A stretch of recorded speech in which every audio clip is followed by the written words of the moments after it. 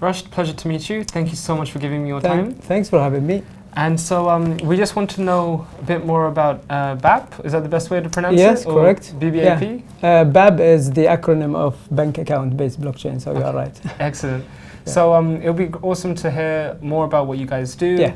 And then maybe we can talk about more how you can benefit smart cities later on. Okay. So BABB is designed specifically to serve the microeconomy. In a massive scale. So we aim to be the World Bank for the microeconomy. It's that's the vision. But vision. But we started now to try to focus and bank the unbanked. And as you know, there are more than almost 2 billion people around the world. They don't have a bank account. Correct. So this is our goal for now. Interesting. And I'm really fascinated because you also use blockchain.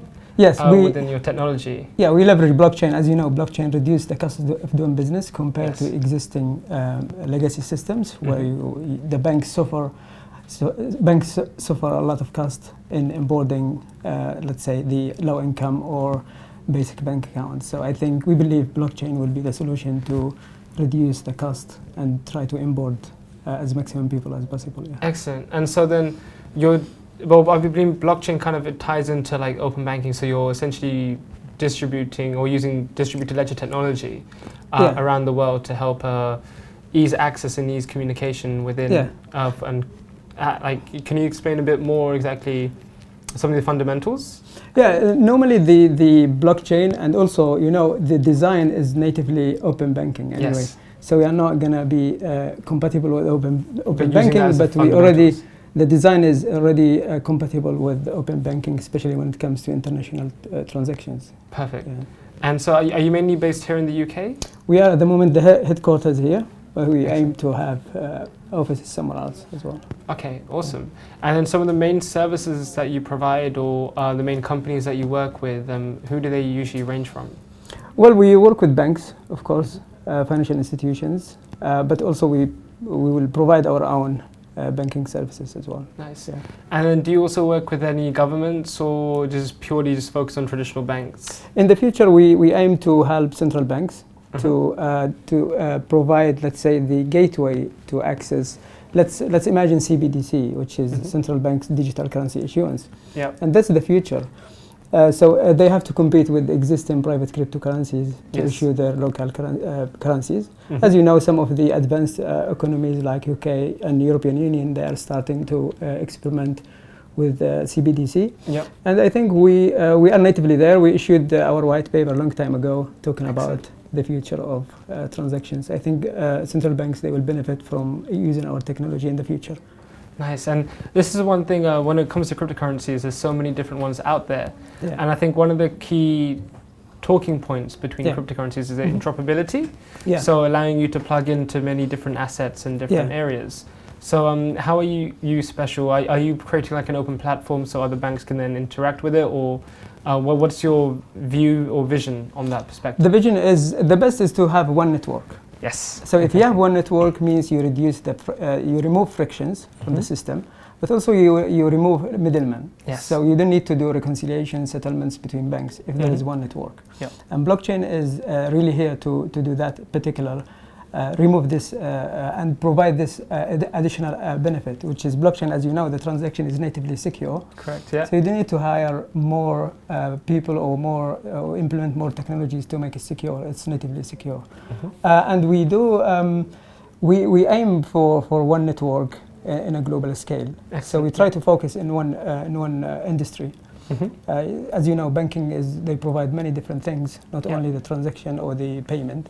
So we will focus in the payment and banking account. Okay, perfect. So you're purely focusing on that element at the moment, and then hopefully in the future looking to go out, or we will provide P2P lending. Yes.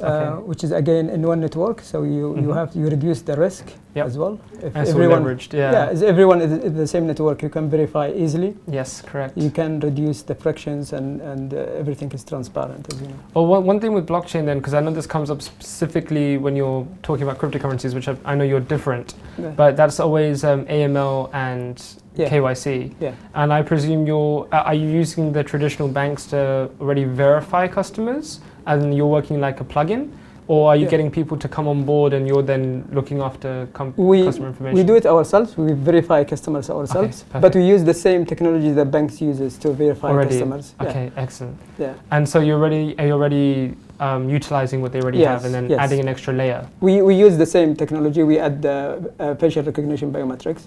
Okay, and in the future we will use voice and different mechanisms.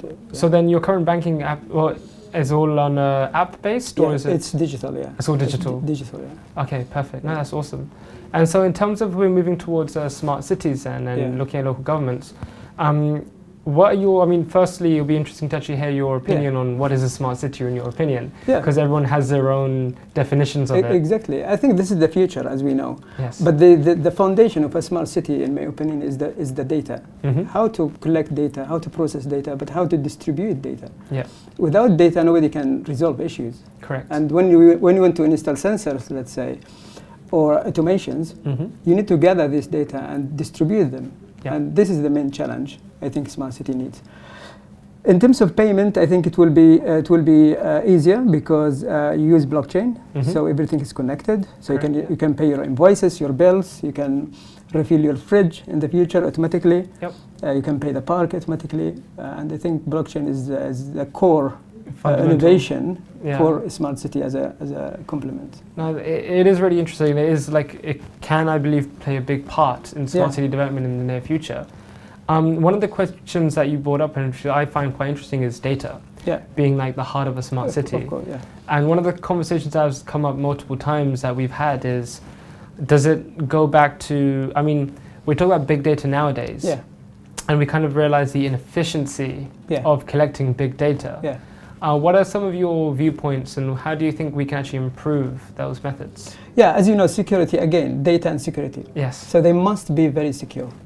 If they are not secure, we will be like subject to attack from outside and this technology will be very vulnerable.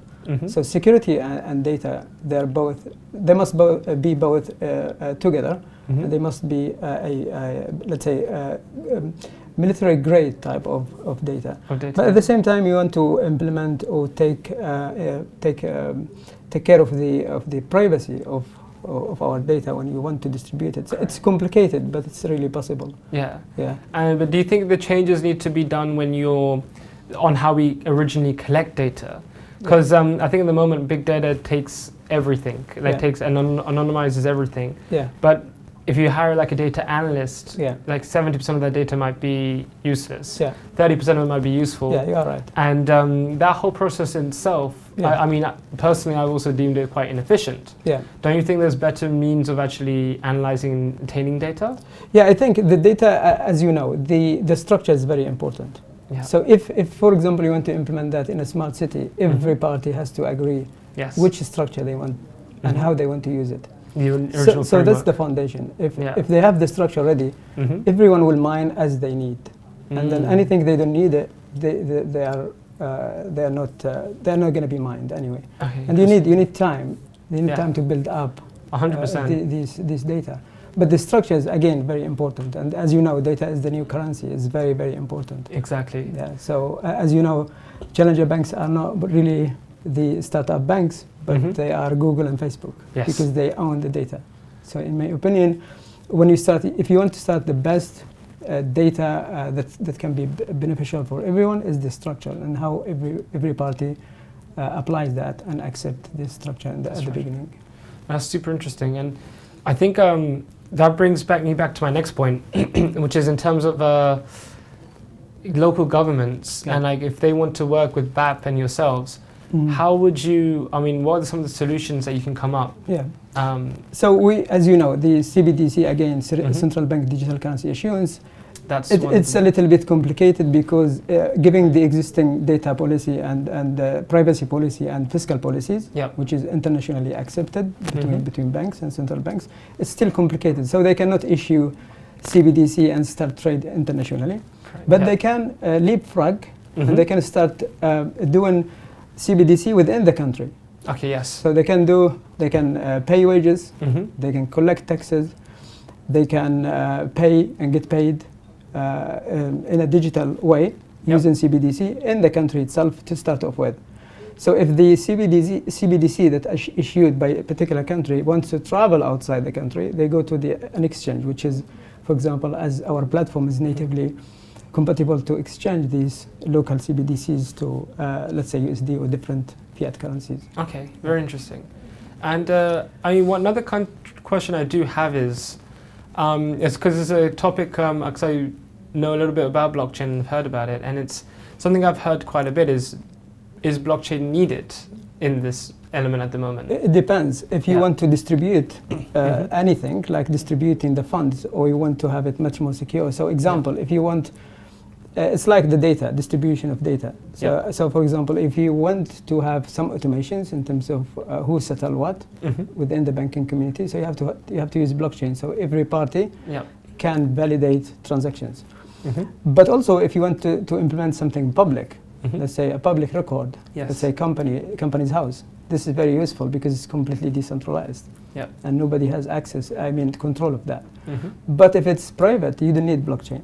You can just use any existing databases like Oracle or something else. And then in terms of the blockchain protocol, I mean, because there's proof of stake and there's proof of work, what specifically do you think is currently best practice, or where do you see the technology going towards in the future? Again, it depends. There are 3 types of blockchains. Public, like Ethereum, proof of stake is good. Distributed ledger is between banks. So there is no such, proof of no protocol there. It's just validate nodes that they validate a transaction, let's say. But the private one, you don't need any party. If you don't need any party, you still be able to use blockchain, but it's not as transparent as if it's distributed or publicly. Okay, that makes sense. Okay. Rushd, I think that's been an absolute pleasure. I think it's definitely a learning insight. Thanks for having me. No, thank you so much for coming and giving us your time. And looking forward to hearing from BABB later. Thank you. Thank you so much. Take care.